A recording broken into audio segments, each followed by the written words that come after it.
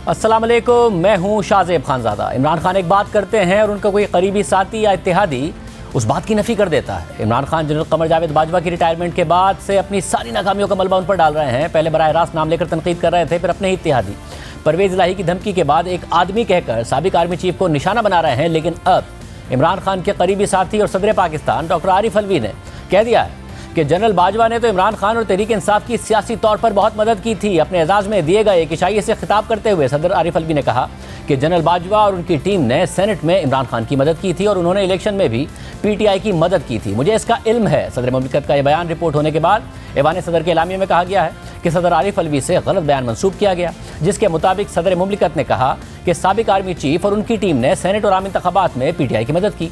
ऐवान सदर का कहना है कि बयान को सियाक व सबाक से हटकर तोड़ मड़ोड़ कर खुद बनाकर पेश किया गया। लेकिन मुलाकात में मौजूद द न्यूज़ के सहाफ़ी उनीब आज़म का दावा है कि सदर मुमलिकत की बात उसी तरह रिपोर्ट की गई है जिस तरह कही गई थी और उसकी ऑडियो रिकॉर्डिंग भी मौजूद है। मुलाकात में मौजूद सीनियर सहाफ़ी और तज़ियाकार मज़हर अब्बास ने भी ट्वीट में लिखा कि सदर आरिफ अलवी ने कहा था कि साबिक army chief general Qamar Javed Bajwa ने 2018 के इंतखाबात में हमारी मदद की थी, लेकिन सदर के तर्जुमान ही ये वाज़ेह कर सकते हैं कि खबर में सियाको सबाक से हटकर किया था। इससे पहले अक्टूबर में सदर मुमलिकत डॉक्टर आरिफ अलवी ने मुबैना अमरीकी साजिश के हवाले से साइफर के मामले पर कहा था कि साजिश के हक़ाइक़ से मुत्तफ़िक नहीं, मगर मुझे शुबहात हैं, इसलिए चीफ जस्टिस से तहक़ीक़ात के लिए कहा। और ये इंटरव्यू नशर होने के बाद भी ऐवान सदर ने वजाहती बयान जारी करते हुए कहा था कि साइफर के हवाले से सदर के बयान को मुकम्मल तौर पर सियाको सबाक से हटकर पेश किया गया। हालांकि उनका बयान इंटरव्यू में वाज़ेह था।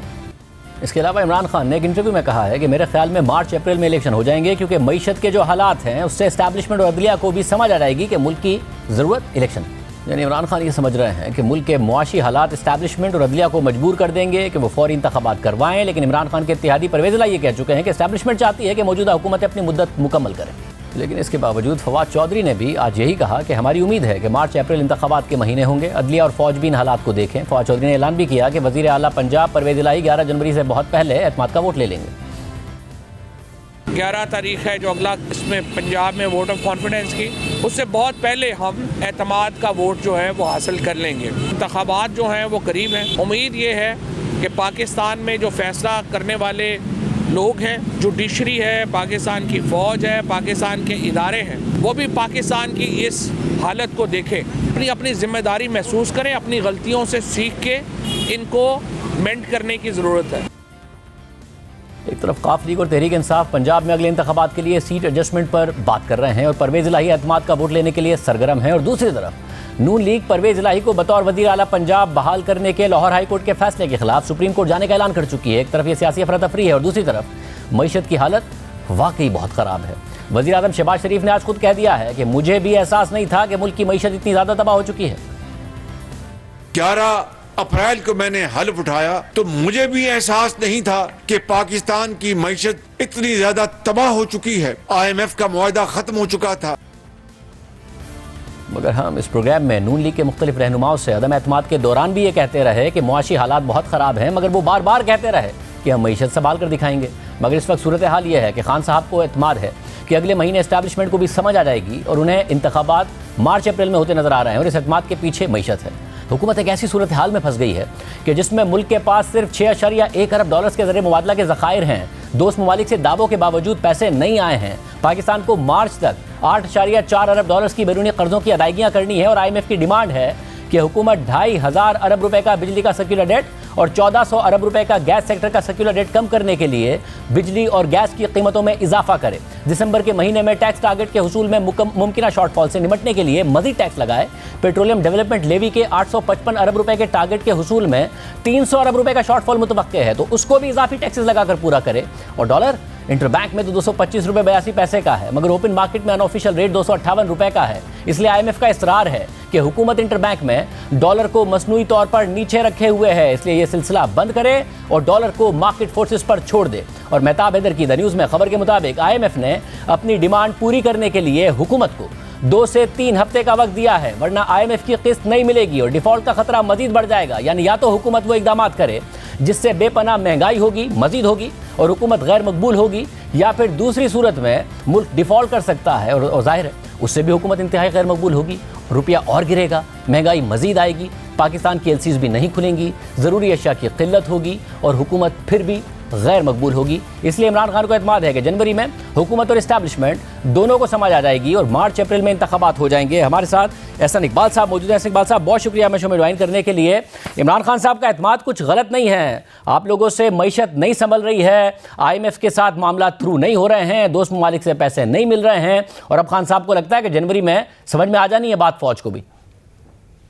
देखिए, मेरा ख्याल है कि फौज हो या इस्टेब्लिशमेंट हो या अदलिया हो, उन सबको ये बात यकीनन समझ लग जाएगी कि जो 4 साल का तजुर्बा इस मुल्क के अंदर किया गया, एक ना तजुर्बेकार और नाअहल शख्स को वजीर आज़म बना के आज उसके क्या खुमियादा पूरी कौम को भुगतना पड़ रहा है। आप देखिए कि इन्होंने जो 4 साल में मईशत चलाई, उसके अंदर जब दुनिया के अंदर गैस की कीमतें इंतहाई सस्ती थीं तो उस वक्त इन्होंने उसको प्रोक्योर नहीं किया। जब दुनिया के अंदर गैस और पेट्रोल महंगा हो गया तो ये मुल्क के अंदर सस्ता करके मुल्क को खसारे में झोंक गए। जो रियल स्टेट माफिया है उसके जरिए इन्होंने ऐसी टैक्स स्कीमें दी कि जिसके जरिए पाकिस्तान में एक मसनूई इंपोर्ट का बाजार गर्म हुआ, गाड़ियां इंपोर्टेड मंगाई गई और तो खसारा इतना बड़ा कर गए कि वो अनमैनेजेबल हो गया। पाकिस्तान की तारीख का 80% कर्जा जो है वो इमरान खान साहब के दौर में लिया गया। 2018 में जो कर्जों की अदायगी का बोझ 1700 अरब था, जब इन्होंने हुकूमत छोड़ी तो अब वो 4500 अरब हमारे हिस्से में आया है। ये हुकूमत आई 10 अप्रैल को, शाहजेब 1 अप्रैल को वजारत खजाना कह चुकी थी कि आखिरी सहमाई के लिए देने के लिए उनके पास तजारती जो तरक्याती बजट है उसके लिए कोई पैसा नहीं है। तो इंटरनली तो ये खजाना, मगर ऐसा इकबाल साहब, अब आप अगले, अब मगर मसला ये ना, आप सूरत हाल संभालने के लिए आए थे ना, ये सब कुछ पता था, इसलिए तो नहीं आए थे कि 8 महीने बाद शहबाज शरीफ साहब बताएंगे कि मुझे भी नहीं पता था कि मईशत की क्या हालत है। आपने पहले मिफ्ता इस्माइल को लगाया, उन्हें फारिग करके इस डार साहब को लेकर आए, डार साहब ने जितने वादे किए वो नहीं मुकम्मल हो रहे हैं, तो मुल्क तो फंसता जा रहा है। जान की अमान पाऊं तो मैं भी कुछ अर्ज करूं। देखिए, हम आए थे मुल्क को संभालने के लिए, तो अल्हम्दुलिल्लाह हमने संभाला कि वो लोग जो फरवरी से जब इन्होंने IMF का मुआहदा तोड़ा उस वक्त से दाव लगना शुरू हो गया था, पेच लगना शुरू हो गया था कि पाकिस्तान कितनी देर में डिफॉल्ट करेगा।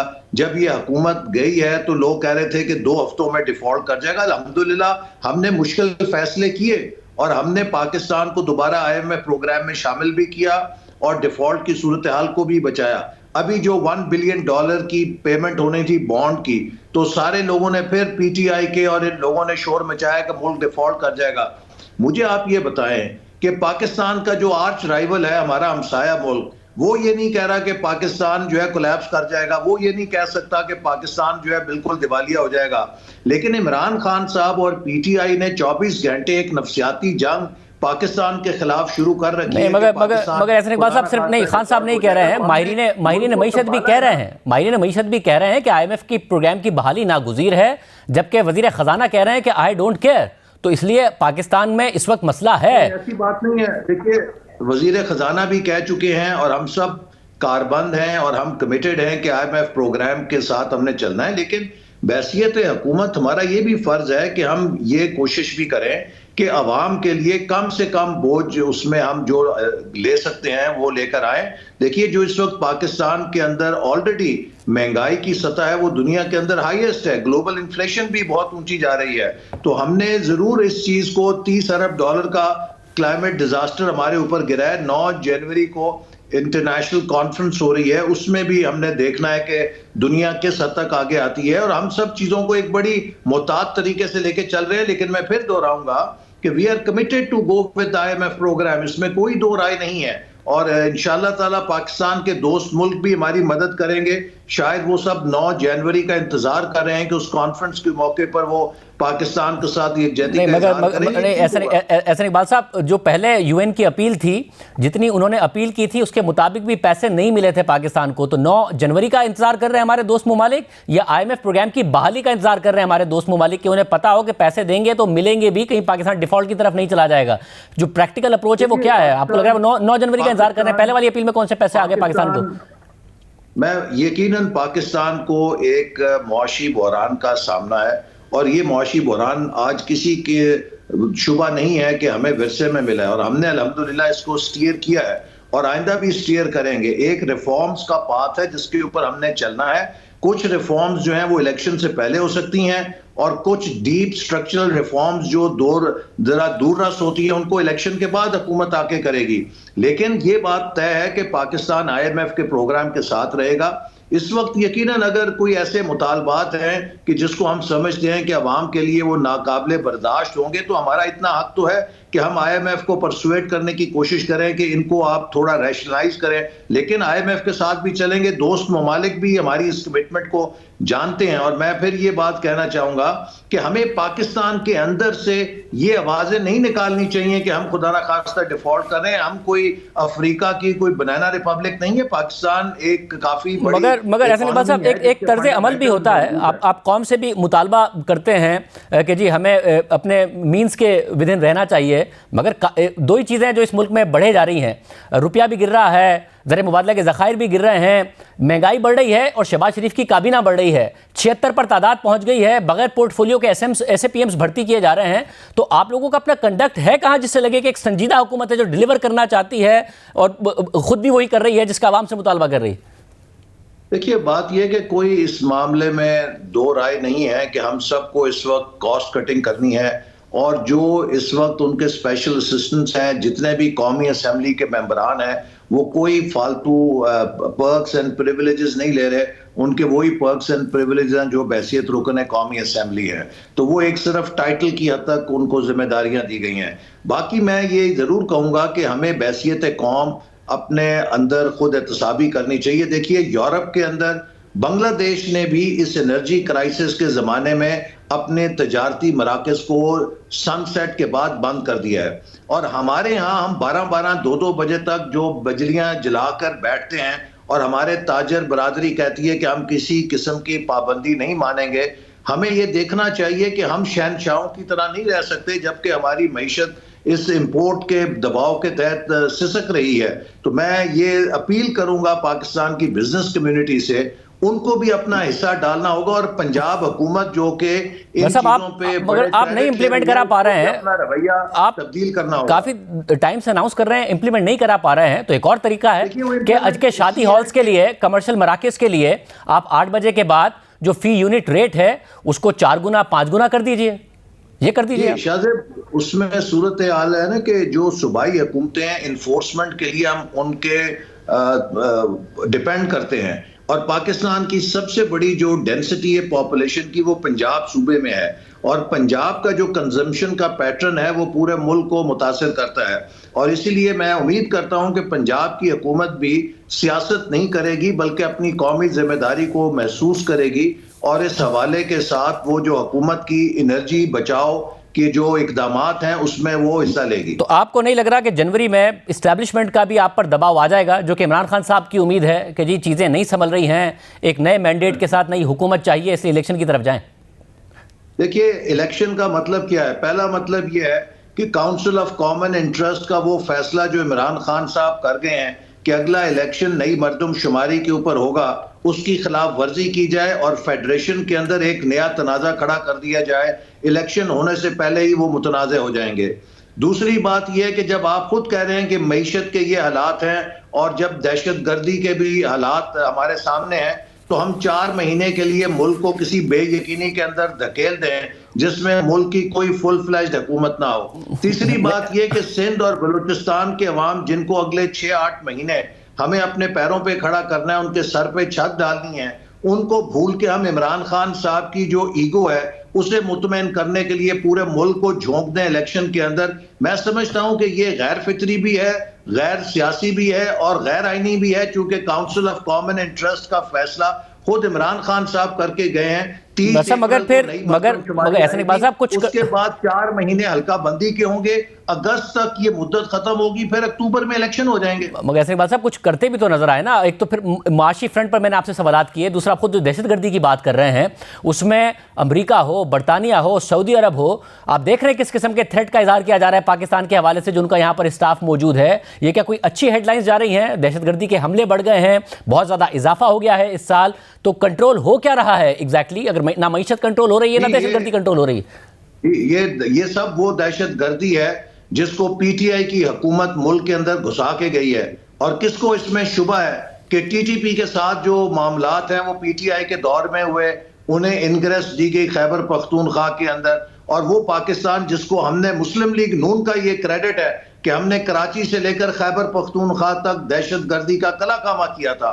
आज हम दोबारा इस चैलेंज का सामना कर रहे हैं और इंशाल्लाह इसको उसी तरह निपटेंगे जैसे हमने पहले इससे निपटा था। और मतलब कहाँ है कोई पॉलिसी कहाँ नजर आ रही है, क्या किस तरीके से निपटेंगे? मिनिस्टर ने भी आज कहा है कि वो नेशनल सिक्योरिटी की कॉन्फ्रेंस बुला रहे हैं और ये तजवीज भी ज़ेरे गौर है कि ऑल पार्टीज कॉन्फ्रेंस की जाए ताकि हम नेशनल रिजॉल्व इसके ऊपर अपनी सामने लाएं, क्योंकि ये चीजें वो हैं जो सियासत से बालातर हैं। हम आपस की सियासत कर सकते हैं लेकिन मुल्क के अंदर दहशतगर्दी के मसले के ऊपर कोई कॉम्प्रोमाइज नहीं हो सकता।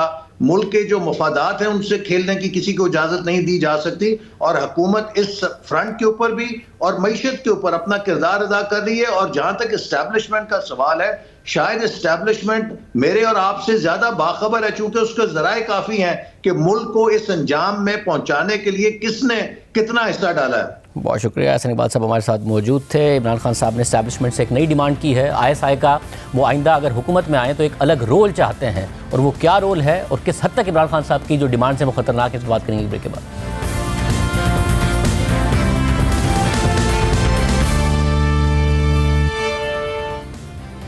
दुनिया में कहीं भी नहीं होता कि कोई जमहूरी रहनुमा ये ख्वाहिश रखे कि मुल्क के दिफा का इदारा अपना असल काम छोड़कर सियासी मैनेजमेंट के लिए इस्तेमाल हो, सियासतदानों का एहतसाब करने लगे, मनी लॉन्ड्रिंग रोके, करप्शन रोके, लैंड माफिया के खिलाफ क्रैकडाउन करे और फिर कानून की हुक्मरानी और इंसाफ की फरहमी की जिम्मेदारी भी वही इदारा उठाए और यूं सिविलियन बालादस्ती मुकम्मल तौर पर ख़त्म हो जाए और पूरा कंट्रोल इस्टेब्लिशमेंट के हाथ में चला जाए। ये बात किसी भी जमहूरियत में काबिल कबूल नहीं होती।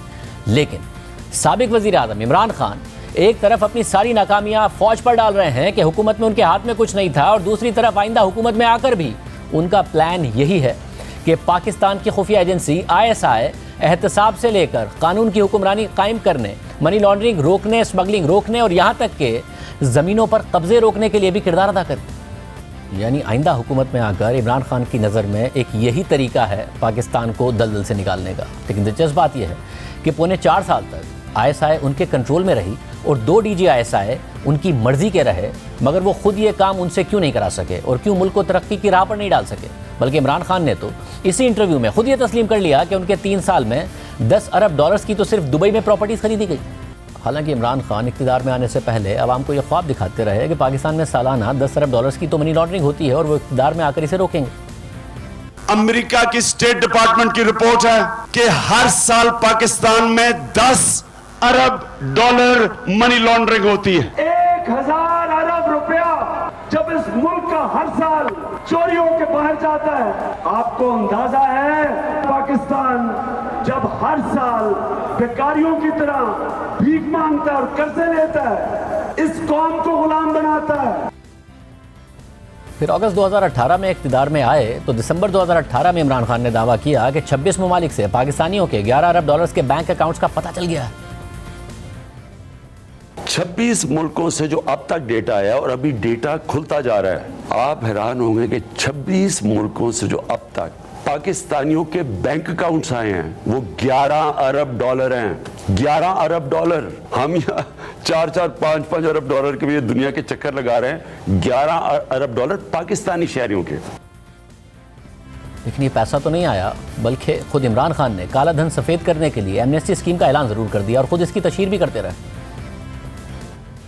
हमने आपके लिए एक स्कीम लेके आए हैं अपने असासों को डिक्लेयर करने की। ये सबसे आसान स्कीम है। ये है 30 जून तक। ये आपके पास एक मौका है कि जो भी आपकी बेनामी प्रॉपर्टीज़ पड़ी हैं, बैंक अकाउंट्स पड़े हुए हैं, इन सब को आप डिक्लेयर कर दें। ये आपको एक ऐसा मौका मिल रहा है जो कि 30 जून के बाद आपको नहीं मिलेगा। बैरून मुल्क से पाकिस्तान का पैसा वापस लाने का वादा किया, लेकिन हुकूमत मिली तो उल्टा ब्लैक का पैसा वाइट करने की स्कीम दे दी और जिसने जो फ़ायदा उठाना था उठा लिया। मगर अब इमरान खान पछता रहे हैं कि एमनेस्टी स्कीम गलती थी। जो मेरे से एक गलती हुई वो एंड में हमने करने की कोशिश मुझे शुरू में करना चाहिए था कि आगे से जो भी हम अब एमनेस्टी कभी दें तो एमनेस्टी सिर्फ एक होनी चाहिए कि जो भी अपना पैसा इंडस्ट्री में लगाएगा उसी का सिर्फ वो ब्लैक का पैसा वाइट कर सकता है। इमरान खान ने अपने इंटरव्यू में मजीद कहा कि पाकिस्तान में ताकतवर ना कानून के नीचे है, ना टैक्स देता है और पैसा चोरी करके मुल्क से बाहर भेज देता है। इमरान खान ने खास तौर पर रियल एस्टेट का हवाला दिया, जिसे अपनी हुकूमत में सबसे ज़्यादा फ़ायदा पहुंचाया। उसी रियल एस्टेट को आज इमरान खान सबसे बड़ा माफिया कह रहे हैं। और दिलचस्प बात यह है कि रवां साल इमरान खान की अहलिया बुशरा बीबी की दोस्त फराह गोगी पर आमदनी से ज़ायद असासों का इल्ज़ाम लगा। उन्होंने भी इमरान खान की हुकूमत में 33 करोड़ रुपए का एमनेस्टी स्कीम से फ़ायदा उठाया, मगर इमरान खान उल्टा उनके दिफा में आ गए और फ़ख्र से यह जवाब पेश किया कि रियल एस्टेट ने तो उनके 3 साल दौर में सबसे ज़्यादा पैसा बनाया है। ये जो आपने फराह खान के ऊपर केस डाला है, कहा गया जी उसकी दौलत में 3 साल में बड़ा इजाफा है। आप सिर्फ ये चेक कर लें कि रियल एस्टेट में पिछले 3 साल में जो पैसा बना है वो पाकिस्तान की तारीख में नहीं बना। रियल एस्टेट के अंदर जिस तरह का पैसा आया है, ये जरा जितने भी रियल एस्टेट के लोग हैं उनसे जरा पूछें तो सही कि उनकी दौलत में कितना इजाफा हुआ। तो ये कोई क्राइम तो नहीं है।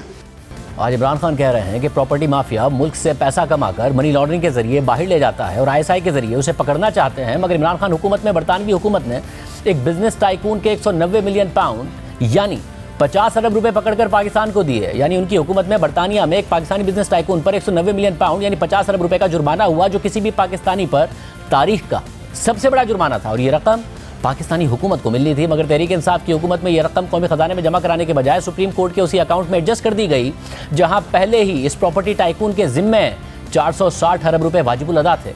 और यूं इस प्रॉपर्टी टाइकून को जो जुर्माना हुआ था वो इमरान खान ने दोबारा उसको ही वापस कर दिया। और ये पाकिस्तान की तारीख में किसी भी वजीर आजम का सबसे बड़ा स्कैंडल है, 50 अरब रुपए का स्कैंडल है। इस हवाले से हमने उस वक्त भी मामले खुसूसी बराए एहतसाब शहजाद अकबर से सवाल किया कि ये कैसे हो सकता है कि आप बरतानवी इदारे NCA से मुआहिदा कर लें और पाकिस्तानी अवाम को ना बताएं।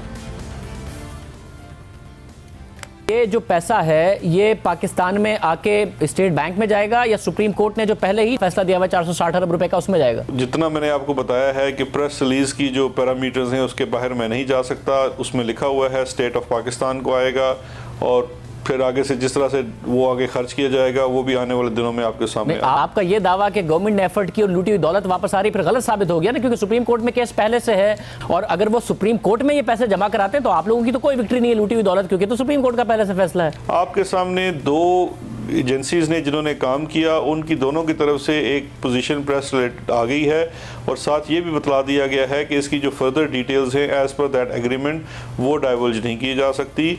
अब अगर आप कहते हैं कि नहीं ये नहीं है, हम नहीं मानते, तो ये आपका प्रोगेटिव है। वो ठीक है, ये कैसा पैसे पाकिस्तान में आ चुके हैं। ये एग्रीमेंट कैसे आप NCA से कर सकते हैं कि भाई हम पाकिस्तान के अवाम को ये भी नहीं बताएंगे कि ये पैसे स्टेट बैंक में जाएंगे या सुप्रीम कोर्ट के अकाउंट में जाएंगे? ये कैसे एग्रीमेंट आप कर सकते हैं अगर पाकिस्तान का पैसा है? आप अगर मुझसे बारहा एक सवाल पूछेंगे तो मैं एक रिस्पॉन्सिबल पोजीशन के तौर पर।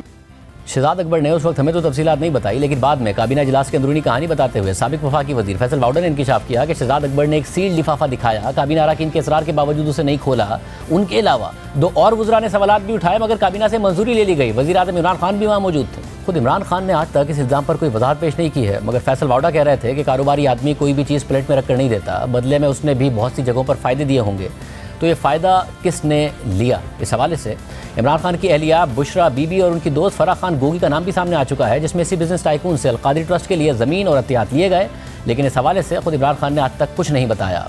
ये प्रोग्राम हाजिर है, वो जब चाहें बता सकते हैं। मज़ीद ये कि इमरान खान बार बार ये भी कहते रहे हैं कि पाकिस्तान में कानून की हुक्मरानी नहीं है, यहाँ इलीट कैप्चर है, ताकतवर कानून के नीचे नहीं है।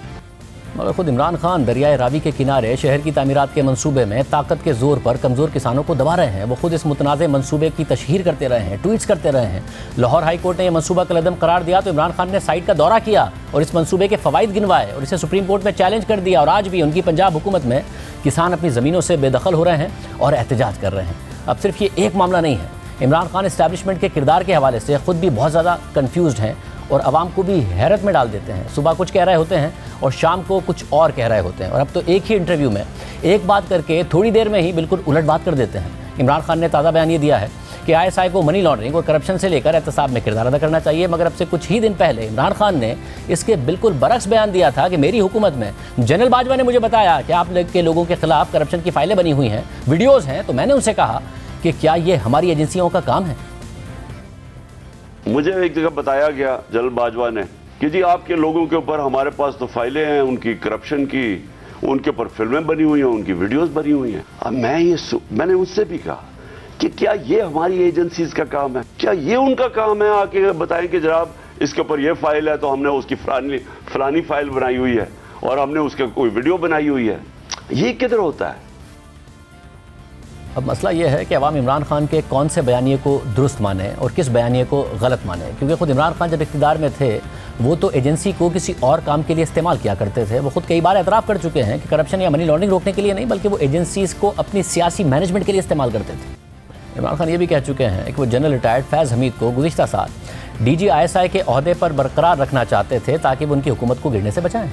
खुद इमरान खान के इत्तेहादी और वज़ीर आला पंजाब परवेज़ इलाही कह चुके हैं कि जनरल बाजवा की एक्सटेंशन के दौरान जनरल फैज़ ने इमरान खान के कहने पर नैब के चेयरमैन को कहा कि मुझे और मोनी सलाही को अंदर कर दें, जिसके बाद उन्हें जनरल बाजवा से शिकायत करना पड़ी क्योंकि जनरल फैज़ बाज ही नहीं आ रहे थे। मौजूदा DGISI जनरल नदीम अंजुम का कहना है कि वो जब DGISI बने तो इमरान खान ने पूछा कि पाकिस्तान का सबसे बड़ा मसला क्या है, तो उन्होंने जवाब दिया कि मईशत सबसे बड़ा मसला है, मगर इमरान खान ने कहा कि नहीं, अपोजिशन सबसे बड़ा मसला है। मैं जब खुद DGISI बना तो मेरे से पूछा गया कि पाकिस्तान का नंबर 1 मसला क्या है, तो मैंने कहा सर मेरी नज़र में ये हमारे मुआशी मसाइल हैं। बहरहाल जिन्होंने सवाल पूछा वो मेरी राय से मुत्तफिक नहीं हुए, उनकी नज़र में हिज़्ब इख्तिलाफ पाकिस्तान का सबसे बड़ा मसला था।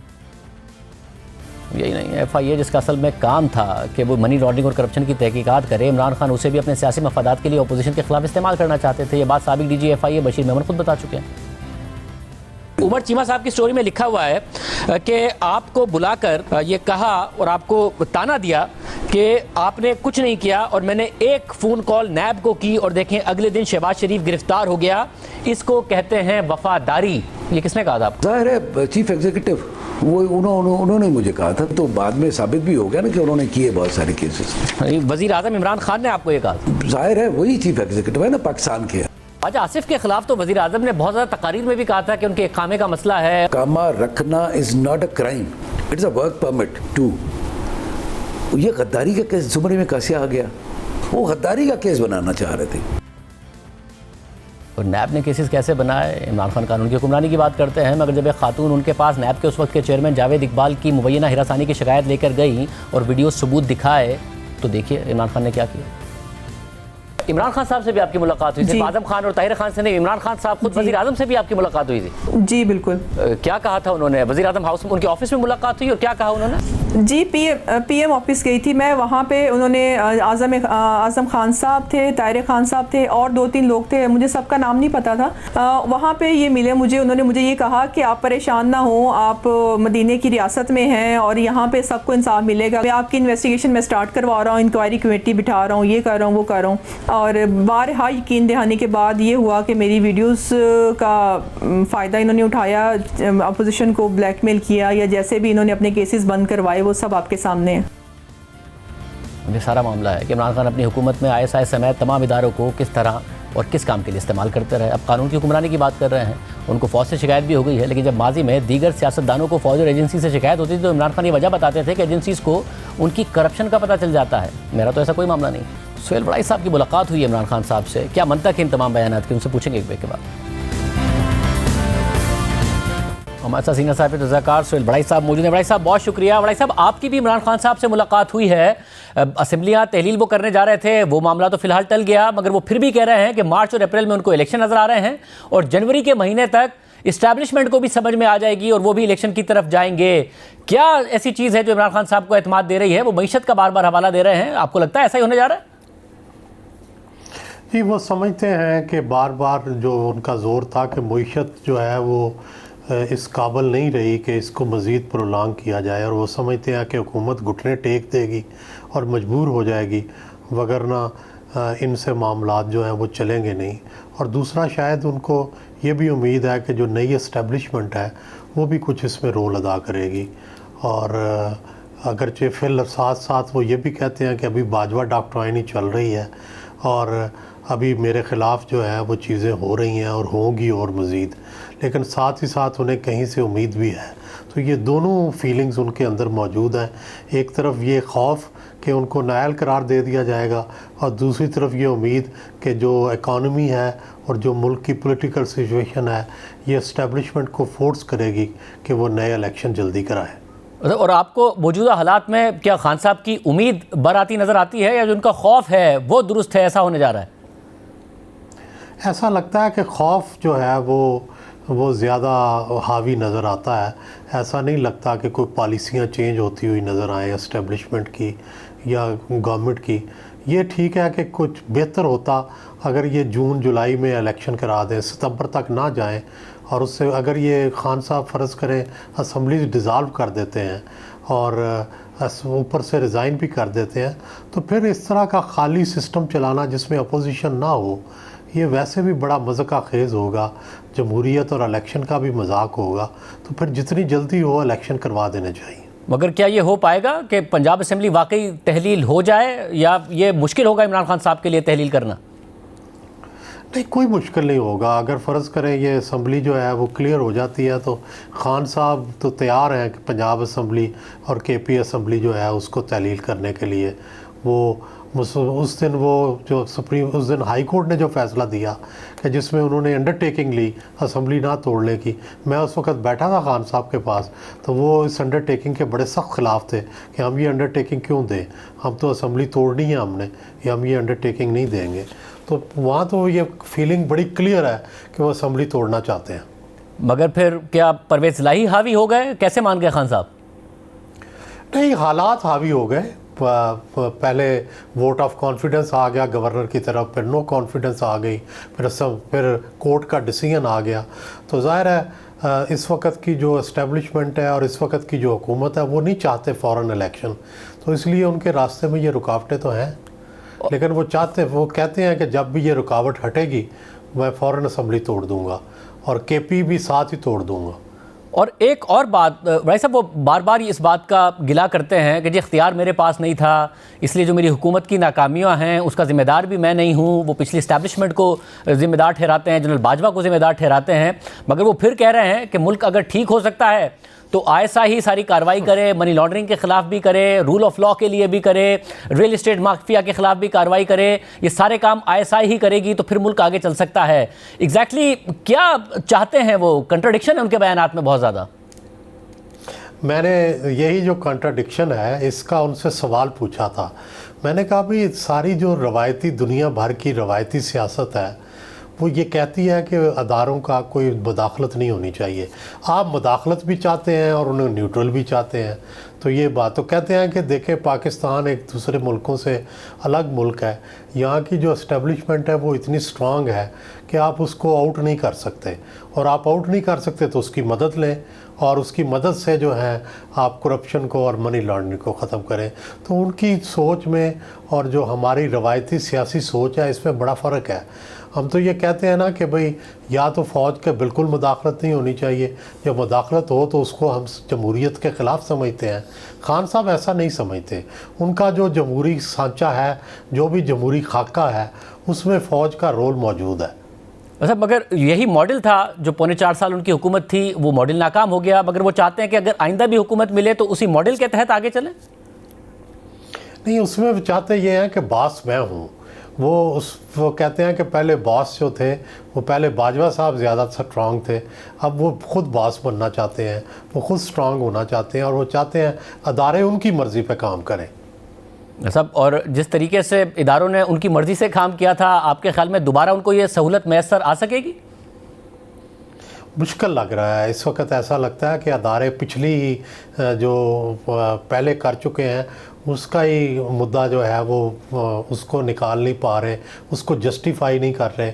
अभी तक उस पर तनकीद हो रही है पिछले दौर पे, तो मेरा नहीं ख्याल वो वही दोबारा गलती दोहराएंगे।